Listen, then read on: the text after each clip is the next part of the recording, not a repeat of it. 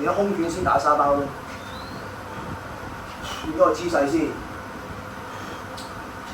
係啦，快嘅，咩？3，腰啦，掛上打個腰，肋骨。3，係。哦，得啦。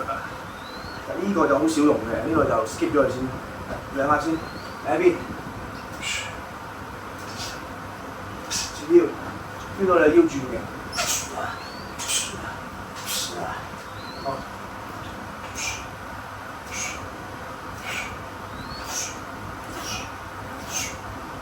打個肋骨，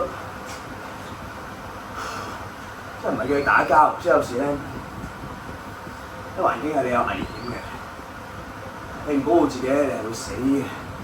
有危險真係，有啲人你講嘢佢唔會理你㗎嘛，傻啊！咁你係保護自己咪睇翻幾招咁樣咯。專用打人真係冇可能啦，盡量都唔好啦，自己保護自己嘅啫。